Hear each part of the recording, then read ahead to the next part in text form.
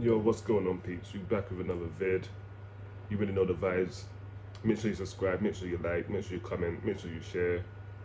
We got a Euros roundup. I'm gonna do another video on Tottenham managers that probably land tomorrow or something, or maybe later on today, because it's another absolute shit show. Graham Potter said no. It's another manager that's turned us down, and the former Monaco. The video will be dropping, but this situation is becoming a joke. Now it's been like 3 months or something like that. We've had no manager, and it's ridiculous. And all the managers that are turning us down, it's a disgrace. This club's an absolute mess, and it ain't looking good for the new season. But that's for another video. This is for the Euros right now. Obviously, a lot of the games have been played. A lot of teams have gone out. Some still in that probably didn't expect to be in, but this is football and this is why we love it. Underdogs win. You never know who's going to go through. It's nothing's promised, which we'll find out when we go through the games. You'll see some upsets in there. So let's get straight to it. We start off with Saturday with the first kickoff in the round of 16, which was Wales against Denmark, and I thought it'd be a lot closer than this, to be honest, because Wales are not great, but they've not really been that bad. Going forward, they've been alright, and defensively they've been pretty solid, but they just did not turn up at all on Saturday. They just looked like they played the day before. They looked tired, leggy. It wasn't a great performance, and Denmark battered them for a large majority of the game. To be fair, Wales probably had a good, 15-20 minutes in the first half, and then after that, it was pretty much downhill from there, and Denmark, worthy winners, 4-0, good goals. Wales did get a pair sent off, but that was right at the death, so don't really count. But no, Wales had no fans there as well, which I thought was a little bit strange. That the Wales FA said the fans shouldn't travel there, so it was a little weird. They'll choose somewhere that the fans can't travel to and support, but it's already messed up, this whole tournament, and it is a bit of a joke that Denmark can have their fans but Wales can't have theirs. So maybe that's part of the reason they lost. I don't know. I don't think so. They just didn't look like they were on it. Or maybe there was just no lift there for them to motivate them and push them that extra mile. I don't know, but they definitely looked off it, and they weren't great and didn't deserve anything, and that's why they got knocked out. Gareth Bale couldn't help, and it is what it is. He said he'll keep playing for Wales until he retires playing for football, period. So we'll see if he's in the World Cup. He's getting on now, and his injuries are, happening a lot more frequent now, but we will see, innit? Next we have Italy v Austria.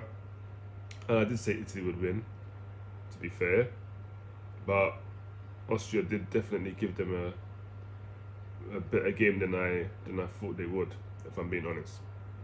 I didn't think that Austria would lay a glove on them, but boy, if Wales turned up anything like Austria did, they probably had a chance, but they took the lead, Austria, in the 40th minute. I'm not even going to try and pronounce this man's name, but good goal. Then, no, it was 0-0 until extra time, and Chiesa scored first, and then Italy made it 2-0, and then Austria scored and made it a nervy finish for Italy. And it was a nervy finish. It wasn't all smooth sailing. This is after extra time, well into extra time, as you can see from the times the goals are scored at. And although Italy have looked pretty decent in the group stage, they definitely look like they can be got in that round of 16. And if Austria were a little bit more clinical, maybe a little bit more, what's the word? How can I put it nicely? Better players in certain positions, then who knows what could happen. They probably could have went on and got a shock win, to be honest.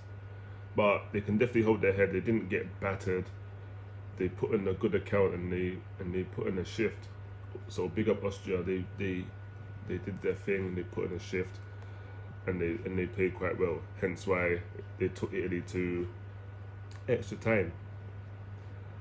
Next on the Sunday we had Netherlands v Czech Republic, and this one was a shock because Holland absolutely battered. They were battering Czech Republic. Depay was having a brilliant game. Ronaldo a little quiet. The Netherlands wing backs having a blast. Van Aanholt on the left and Dumfries on the right. De Jong was in there doing his thing. They were looking great, making chances. Probably should have done better, but poor finishing. Just probably what cost them, to be honest.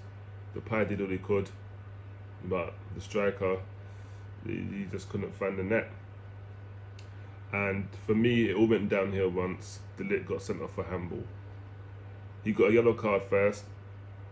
VAR checked it, and for me, my initial reaction was that's a red card. It's a clear goal scoring opportunity. He's clearly handled it. So how could it not be a handball? Because the tackle was definitely going to get to the ball. He definitely could have got control of the ball, and he would have been through on goal. So for me, that's a clear and obvious handball, and he's obviously preventing a goal scoring opportunity. So it's a red card. VAR said to the ref, go look at the monitor, and credit to him, he went and looked, and came back and brandished the red card, which was the correct call. Then fast forward 13 minutes, and Czech Republic get the goal, because once that De Ligt got sent off, Czech Republic slowly started getting in and turning up the heat, and you can see if anyone's going to score, it was going to be the Czechs, and they did. And Thomas Hulls, he got the goal, and obviously that guy again in the 80th minute, you know who, Patrick Schick, he's probably top scorer, or if not joint top scorer. Actually no, I think he might be on like 4 in the Euros. And surprisingly, Netherlands didn't have anything to offer. They were just flat. They were going forward, but the final part was just not good enough. And regardless of who you are, in these kind of competitions, you gotta put your chances away, because these teams are here for a reason. And we've seen, alright, Czech Republic were not great against England, but they're already through by then. So for me, I think they were like, didn't really care. They knew they were going through, so they were just going through the motion, just getting the game done. They've done what they have to do already, so we don't need to kid ourselves out. And they went against Holland, player sent off, gave them a little buzz, and Holland got what they deserve for not taking their chances early on. And that's what happens in football, I'm afraid. But it is what it is. And Belgium won, Portugal 0. And this one wasn't a shock. I knew Belgium would win. The only thing was, Belgium weren't great. Portugal did look a lot better. Renato Sanchez again, the best player for Portugal, winning the ball, strong, giving some great passes to the attacking players, putting on the tee. Portugal had some good chances, and again, you don't take opportunities in these kind of tournaments, you run the risk of losing the game. And unfortunately, that was Portugal's fate. Ronaldo couldn't save him. Bruno Fernandes, he's been poor this whole tournament. He's not looked great. Maybe he's tired, or maybe he's just getting way too much credit from the Premier League than he probably deserves, because the back end of the season he wasn't really great, was he, for the United? And it looks like that form has carried on into the Euros, and it weren't great. But it took a brilliant goal to break the deadlock from Hazard, but not the Hazard you're thinking of. It wasn't Eden Hazard, it was his brother Thorgan Hazard, absolute screamer, bent it in the far corner. Rui Patricio, no chance. Bottom bins. It was a brilliant goal, and we knew that's what it was going to take watching that game, because it was so. You just seen the little like they were feeding each other out and nobody wanted to make a mistake. And then De Bruyne got taken off through injury, so he might be missing out. So in the quarterfinal, so it ain't looking great for them. And I think, and Eden Hazard as well, he suffered the injury as well, so he's got a scare. So then they're not certain for the quarterfinals, and the holders are out. And to be fair, the last Euros Portugal won, no one was really great. To be honest, they weren't great either, but that's what it takes sometimes, just a bit of luck and things to go your way to win the Euros. And as you see, Netherlands out, Portugal's out, so that gives other teams a chance to go on and win it now, the underdogs. I would say it boosts England's chance, which it does, but again, will they take their chances? As I make this video today, they're playing later on. We'll find out soon enough, but that game could have went anyway, but it just happened to go in the way of Belgium that day. It is what it is. Next up we have Croatia v Spain. Croatia 3, Spain 5 after extra time. Another good game. A bizarre own goal for Croatia to take the lead. I think Pedri passed back to the keeper. Looks like he took his eye off the ball and it rolled underneath his foot. Went in the goal. Bizarre. But after that, the keeper was pretty good, to be fair. The goals he couldn't do anything with, the other two, but he was brilliant after that. And Sarabia, he scored, made it level about 18 minutes later, and then Azpilicueta again after the break, he makes it 2, and Ferran Torres, lovely finish.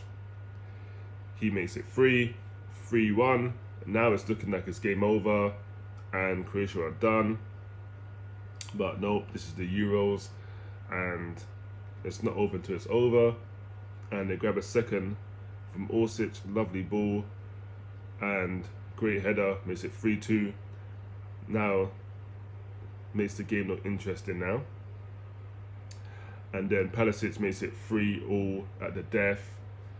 And it's like, oh wow, what is actually going to happen? Because Spain had good chances with Morata and a few other chances that he did not take, which he's not really taken in this tournament, to be fair. He's been getting a lot of stick on social media and a lot of threats towards his family, which that's corny. And fans that do that are fucking dickheads. Why are you putting people's family into it? You want to have a got a player, cool.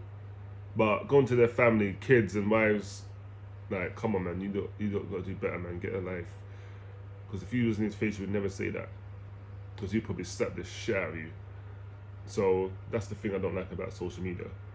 These clowns and trolls in the comments that run their mouth sitting behind their phone or their computer.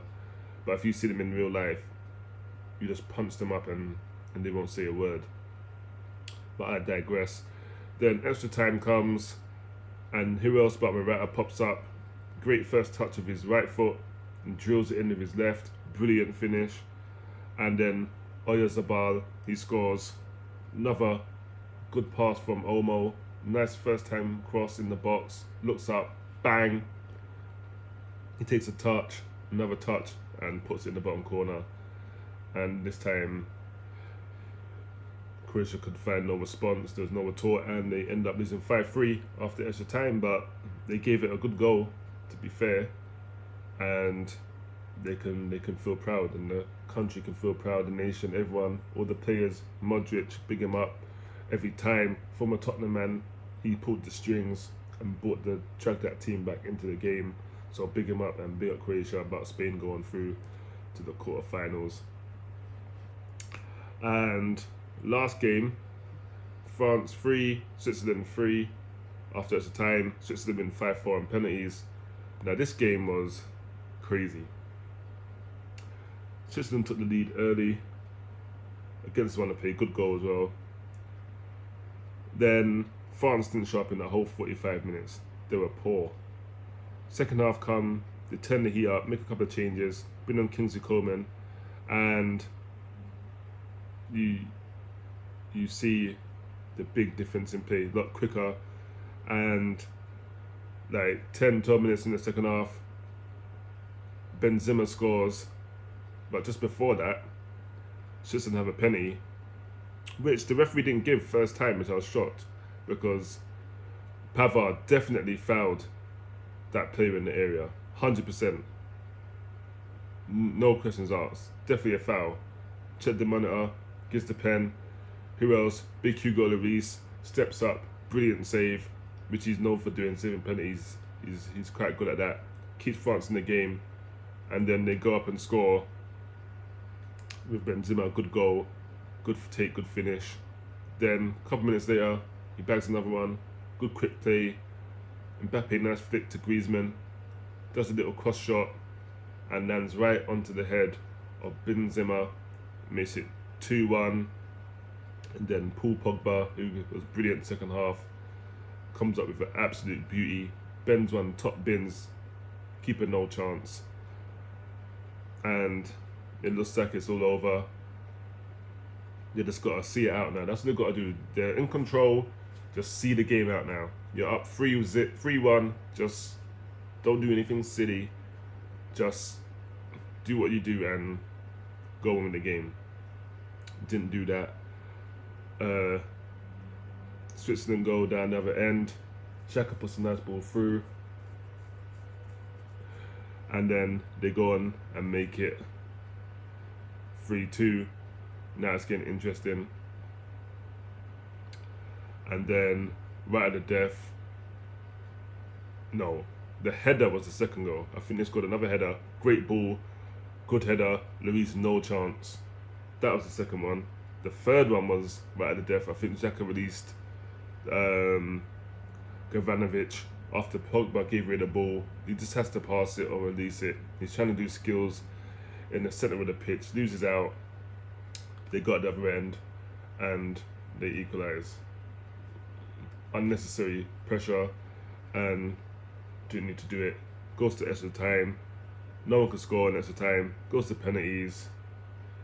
Mbappe steps up to keep France in the game. And I knew once he stepped up, because he wasn't great in the whole game, he was poor. That's been poor the whole tournament. But he stepped up, and you can see from his body language, he was never going to score. And the penalty he took was even worse. It was a horrible penalty, horrible miss. France go out, one of the hot favourites. Another team out, which gives England the slightest chance. If they can get past Germany first, of course, then they can start to dream and say maybe it's coming home, but they've got to get past that test first. And they've not had a proper test yet. So today is the day they get that test. But big up to everyone inside. Make sure you subscribe if you haven't done so already. Make sure you hit the bell. Make sure you like. Make sure you comment. Let me know what you think. And as I said, I'll be doing a video on the Tottenham manager situation. That'll be either landing today or tomorrow, but it'll be coming. And that's it. That's the wrap up for the Euros. That's pretty much it for the round of 16. And as always, make sure to wash your hands. 20 seconds. Make sure you sanitize if you can't do so. Keep your distance, because the numbers are still going up. The cases are mad high, so just be safe. And of course, make sure you wear your damn mask in the shop, on the train, bus, wherever it is. Just be safe, do the right thing, and let's get through the other side. We don't want no more people losing lives at that mad rate that we saw earlier.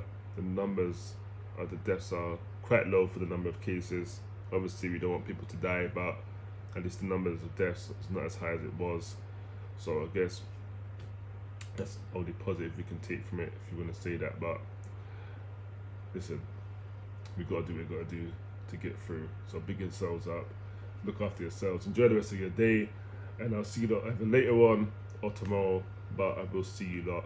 But until then, I'm out of here. Peace, peeps. I'm out of here.